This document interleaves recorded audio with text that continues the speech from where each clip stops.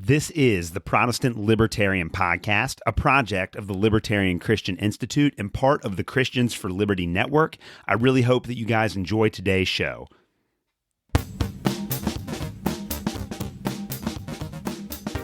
All right, guys, welcome to another episode of the Protestant Libertarian Podcast. Today is an extra episode.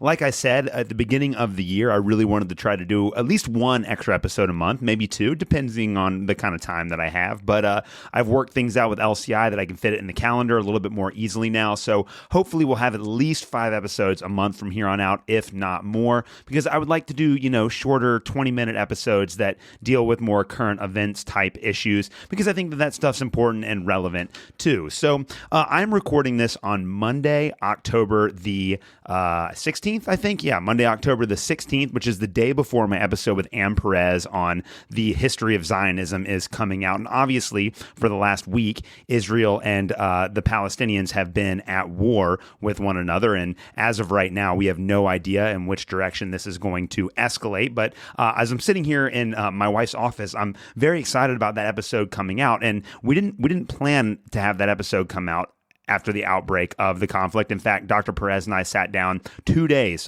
before the fighting broke out in the Middle East and recorded that conversation. And the timing for that episode was really incredible because it gives you the historical background knowledge that you need to actually understand what is going on in the Middle East. And this is one of the really frustrating things that happens whenever there's a war or a conflict or a terrorist attack, is that people just completely ignore everything that happened in history up to that point. So like with 9/11, everyone just assumes that the wars in the Middle East began on September 11, 2001. And that's just not the case. There was a very long history that it doesn't excuse what Osama bin Laden and Al-Qaeda did on September 11th, but it does make a whole lot of sense of it. And a lot of it has to do with the fact that America had been intimately and violently involved in Middle Eastern politics for a very long time, to the point where in 2006 and 2007, Osama bin Laden was saying in open letters that he hated the way that America always supported the Israelis against the Palestinians, and he hated the fact that the Americans had imposed sanctions on Iraq that had led to the death of 500,000 people. And again, when Madeleine Albright, the first female Secretary of State under Bill Clinton, was asked in 1996 about the 500,000 Iraqi women and children that likely died because of the sanctions that were imposed upon Iraq after Iraq War I, Madeleine Albright said that she thought that she said that she thought that it was worth it. And it's that kind of irrational, illogical mentality that I think we always need to keep in the crosshairs whenever we are facing a current crisis. Now, I have no idea by the time this episode comes out. Hopefully it'll be released in the next 10 days or so. But this conflict could go in a million different directions. As of right now, I was seeing both on Twitter and reading some articles today that there were countries that had diplomatic ties across the world with Israel that were cutting those diplomatic ties or restricting those diplomatic ties because they were doing so in protest with the correct belief, seeing the evidence that Israel was kind of disproportionately responding to the Hamas terrorist attacks. And of course, there have been people on the other side of this fence that have said that Hamas has been completely justified in attacking innocent civilians, and that's just not the case at all. And there is never, ever, ever a moral justification for killing innocent people. It doesn't matter how bad you have it or how bad a government has screwed you over. There's no reason why innocent people should ever have to die in a war. And one of the really interesting things about watching this unfold in real time is how people that are on both sides of the conflict, either siding uncritically with Hamas and the Palestinians or siding uncritically with Israel, are both saying that the other side is viciously murdering children and that a proportional response is okay. Obviously, the Israeli side, they seem to be much more willing to bomb the Gaza Strip, and they are not concerned at all about collateral damage, as we're going to see in an article that I'm going to look at here in just a minute. But that response is the exact same response that Osama bin Laden had when he felt like he was backed into a corner in 2001. He felt like the Americans were just going to continue to indiscriminately kill Arab people in the Middle East, and he was not wrong about that. And he felt that the only way that he could possibly generate some sort of offensive against the Americans is if he went after civilians, which is always morally inappropriate. So what I'm going to say on this episode here is I'm not condemning or condoning one side or the other. The whole thing is a mess, and I think that we just need to contextualize this both historically and morally. And then I think that we can see that really America at the heart of a lot of the problems that are happening in the Middle East right now, and that Israel has been truly oppressive to the Palestinians, and that Hamas does not care about human rights. So all of those things can be true all at the same time, and the American media, as it always does, is just constantly lying to us about what's happening in the Middle East. It's because most of American media is funded by the defense contractors that are profiting from the war. You can take a look at the stock profiles of Raytheon and Northrop Grumman and Lockheed Martin and all of those companies right now, and you can see that they are doing extremely well while the rest of the economy is struggling. But I wanted to start out today. There was a really great article written over on Reason Magazine, and historically, Reason is good at covering very particular economic issues, and they're very good at covering certain social issues, but they've not had a great track record on the war. So I was really happy to see this article come across the front page of Reason's website, and I wanted to read through it. It's not very long, and I think that it really does a great job of getting at the heart of Americans' kind of lust for war. And so the article is written by a man named Matthew Petti, and it's called "America's Broken, Lurid View of Foreign Wars." The subtitle is "Fixating on Atrocities and Ignoring the Normal Horrors of War Neither Helps Americans Appreciate the Tragedy of War, Nor Gives the Dead the Dignity They Deserve." So he goes on in this article to talk about this, and I'm just going to read through some of it and talk it through with you guys. Like I said, it's not a very long article here. So it says, the English language media has spent a lot of time debating whether Israeli babies were beheaded. An Israeli newscaster had reported that a soldier found decapitated children at the scene of an attack on Kfar Aza by the Palestinian group Hamas. The story made its front pages around the world. Other journalists began to scrutinize the claim and heard different accounts from different officials in the Israeli government. U.S. President Joe Biden implied that he had seen photos of the beheadings, then the White House backtracked. All this debate around beheadings seemed to miss a more fundamental point, that children were killed. The existence of a massacre should be enough to shock and horrify. Hamas killed or took hostage hundreds of Israelis. Clearly frustrated with media skepticism, the Israeli government posted pictures of burned Israeli children to social media. The Israeli military has killed hundreds of Palestinians with bombs in retaliation. The intense focus on one gruesome detail amid a pile of dead and maimed bodies shows that there is something fundamentally wrong with the way American society approaches war in foreign countries. On one hand, Americans are not confronted with the horror that normal weapons of war, bullets, bombs, and hunger inflict on a human body. On the other hand, American media likes to fixate on specific atrocity stories, repeating the most ugly details as if the news were a carnival of horror.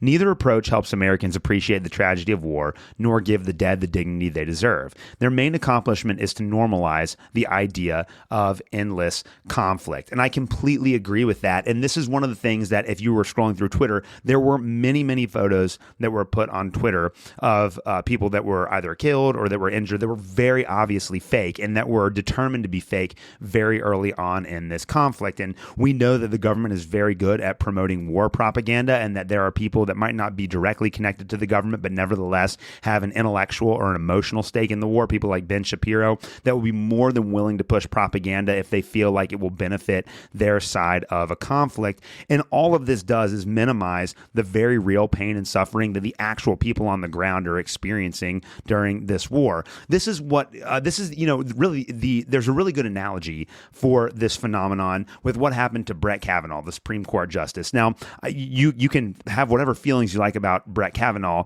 but he was accused of sexually assaulting a woman, Christine Blasey Ford, I think is her name, and she came out with all of this testimony about how he had sexually assaulted her and everything like that. And then it turns out that none of that could be substantiated with evidence, and in reality, probably none of it was true. And the really dirty thing about doing something like that is it actually minimizes the experience of women who are real victims of sexual assault. And so the entire time I felt that was not only tasteless, but disrespectful to women that had to deal with that. And the exact same way, peddling war propaganda in order to either make money for your side or generate support for your side, all that does is deny empathy and deny accountability for the people that are actually hurt by this thing. It's just such a sick thing to do, and the media does it literally all the time, and Americans fall for it over and over and over again. So I'm glad that the author of this article is bringing up this point. So he goes on, the dead are still being counted in Israel and Palestine, and an all-out ground war is likely. If that comes to pass, many more innocent people will die.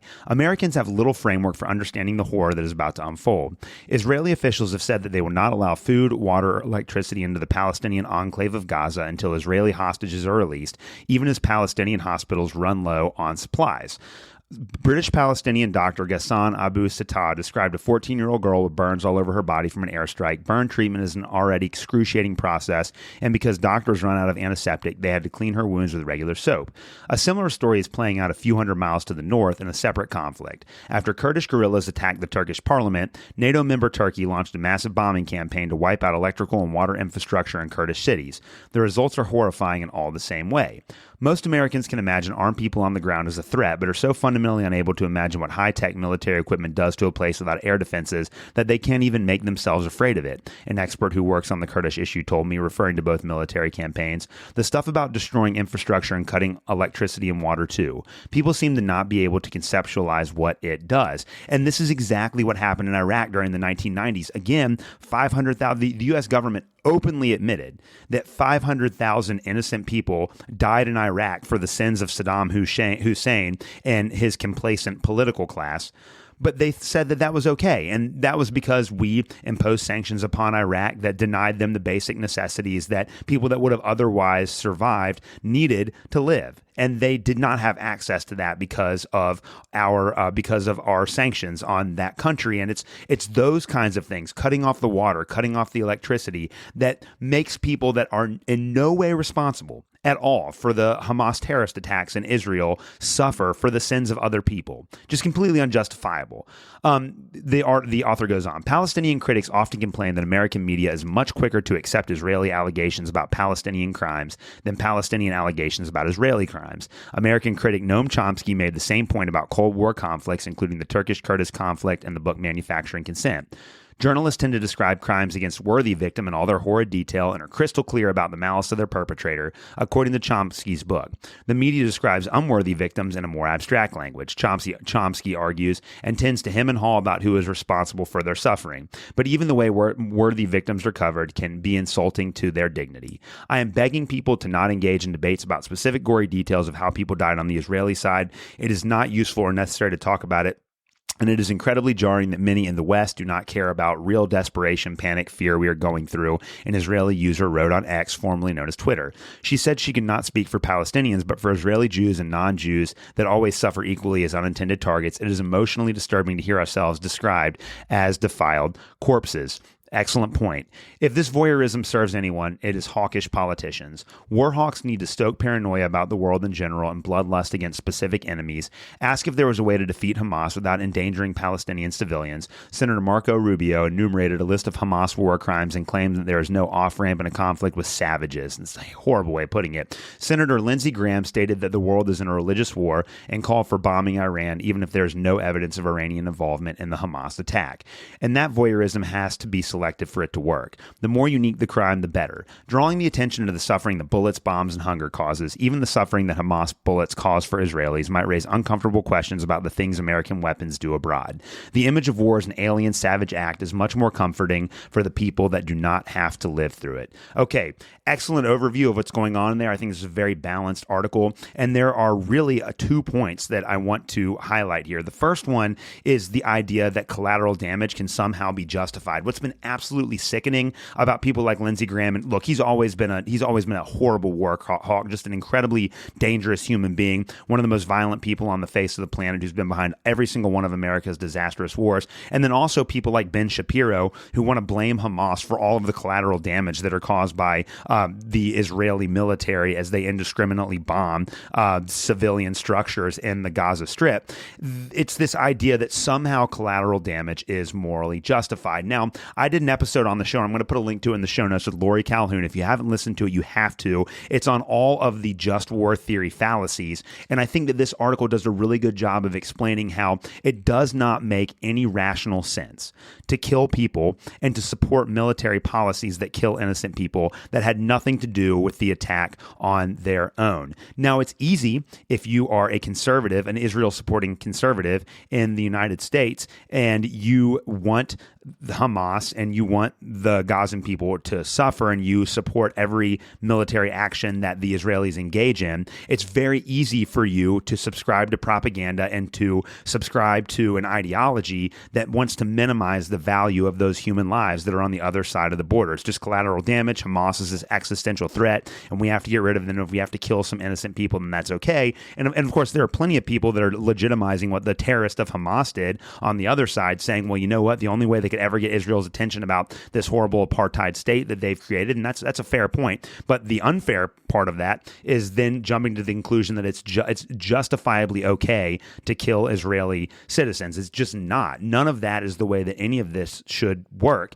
And I think that there is absolutely no justification whatsoever for the idea that you can cause as much collateral damage as possible and just expect that everything is going to be okay in the end. That if you somehow bomb Gaza into oblivion and kill all of the 2 million people that are living there, most of them completely innocent, that were not complicit at all in the terrorist attacks, that there will be unintended consequences for that. And again, 9/11 and the war on terror was blowback in a lot of ways. Not in a lot of ways, it was blowback. That was the only way to describe it. It was blowback from American foreign policy from the 70s through the 80s, through the 90s, and into the early 2000s. That's the only way to conceptualize it. So the whole collateral damage argument just doesn't work morally. And there's no way if there's no way if you're a Christian and you truly believe that people are created in the image of and likeness of God, Genesis 1:26 and 27, and you also believe, like Jesus says in Matthew chapter 5 on the Sermon on the Mount, that you should turn the other cheek and love your enemy, there's absolutely no way that you can morally justify the indiscriminate bombing of innocent people. And I guarantee you that if Lindsey Graham or Ben Shapiro had one of their kids bombed to death in an attack that was labeled collateral damage, no matter how much they might say they support the notion of collateral. Like, okay, so if Ben Shapiro's kids wind up in an apartment complex in Gaza and it's bombed by the Israeli military and his kids die, heaven forbid that something bad would ever happen to his kids. But if that happened, do you think Ben Shapiro would sit there and say, well, it's collateral damage. We have to justify it morally. It's sad, but that's just a part of getting rid of Hamas. Of course he wouldn't do that. So why is it okay if when militaries and governments kill other people's kids, if it's not okay with you when they kill your own? That's a giant double standard. But that brings me to my second point here. My second point is that for most Americans, we've never actually experienced the horrors of war. War is something that we export to other parts of the world. We don't have to live with it here on our own, because we just don't see that happening in the United States. And in a lot of ways, we kind of have this like almost video game or entertainment mentality about war, where it's something that happens over there and we can watch it on TV and we can have intellectual conversations about it while knowing that we might never have to pick up a gun and defend ourselves from a foreign invader, or knowing that we can go to bed safely at night and not have to worry about an American bomb or an Israeli bomb being dropped on our house and killing everyone inside, or being out in your field like the hundreds of families in Pakistan that lost family members because of Obama's completely illegal drone strikes, being out in the field either gardening or with your cattle, just to be struck down by a drone strike based on bad intelligence. Like, people have to live with that around the world all the time, and that defines the way that they live their lives. And we're just completely disconnected from that reality here in the United States.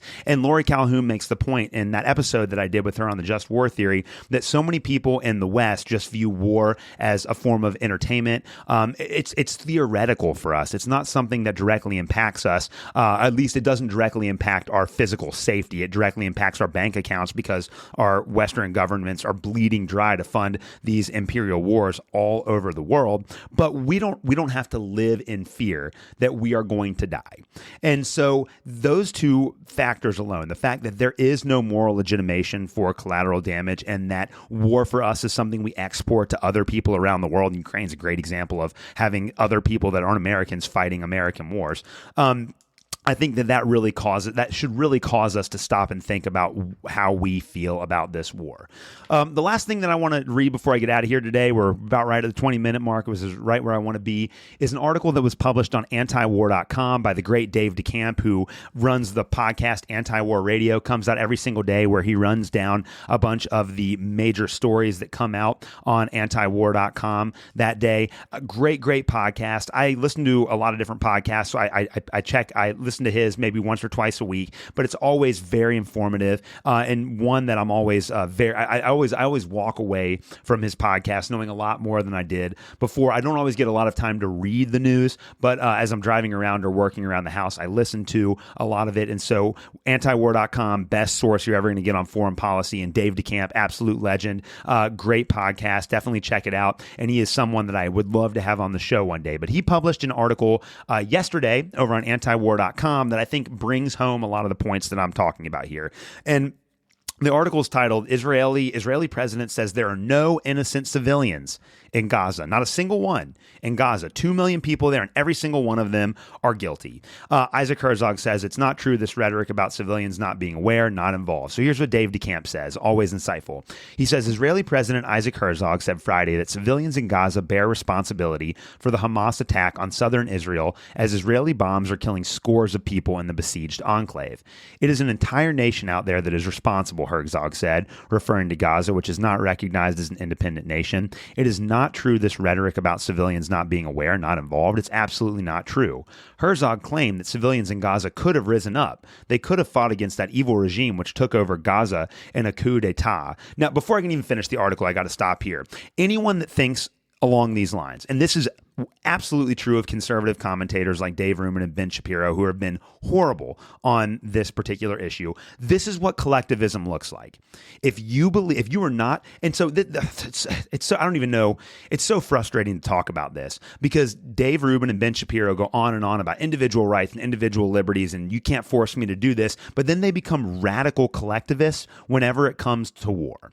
And the fact that the Israeli president would say that every single civilian in Gaza bears the responsibility for Hamas, and that after being under an Israeli blockade for years and years and years, forced into basically an open air concentration camp in the Middle East, that the citizens of Gaza would have the ability to mount an uprising against Hamas is just utterly ridiculous. And of course, he's using this as a justification to indiscriminately drop Israeli bombs on civilian housing complexes. It's just utterly insane. But people believe this kind of stuff because it suits their own personal narratives to believe it. They believe that Israel is the good guy, that the Palestinians are the bad guys. Therefore, Israel is completely justified in killing as many innocent civilians as possible as long as Hamas is stopped. And that's just not good enough. Like, that should not be good enough for us at all. Herzog saying the entire nation out there is responsible for the actions of a handful of people. And by the way, that's exactly Bin Laden. That's exactly Bin Laden logic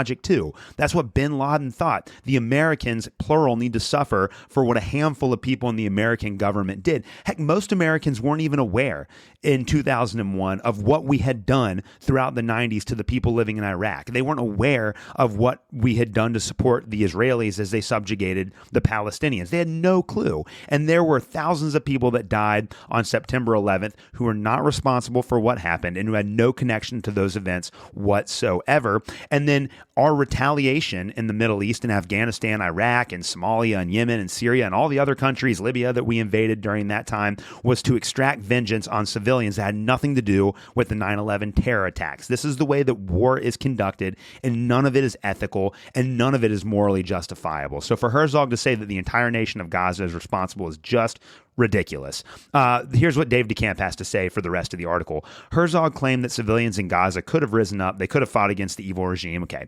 Proponents of the collective punishment of Gaza often claim that civilians living in the enclave elected Hamas. But the last time Gazans participated in elections was in 2006. And many of the enclave's current citizens were not at voting age or even alive at the time, as about half of Gaza's 2.3 million residents are children. And again, what do elections mean anyways? All right, so Joe Biden won with 51% of the American population behind him. I didn't vote for Joe Biden, so I am in no way responsible for any of Biden's policies. It's just the myth of democracy that because we're able to go out and vote, that we're somehow responsible for what the ruling party does. Yes, especially in the case of the United States. Now, I don't know much about the 2000 election. I know that there was a more moderate government, or I know that there was a more moderate party among the Palestinians, and that Hamas was somehow able to prevail in that election. But in the United States, we really only get two options, and both of them suck.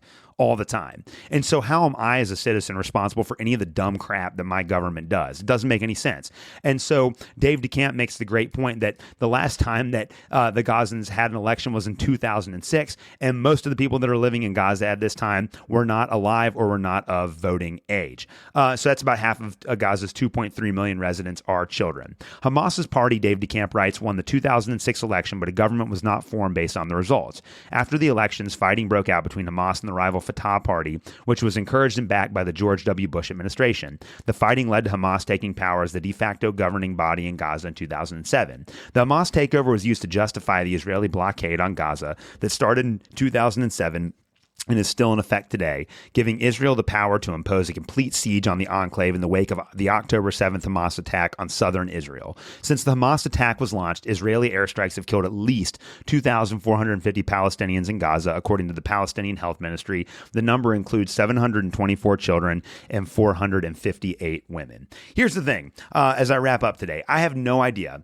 how we are ever going to get ourselves out of the messes that we have created in the Middle East. And again, I'm even lapsing into collectivist terms. We did not create these problems in the Middle East. The American government did. And there are people that support the American government, but the American government has consistently lied to us about what's actually happening overseas and about the culpability of U.S. foreign policy in creating a lot of the problems that our government are pretending to try to address today.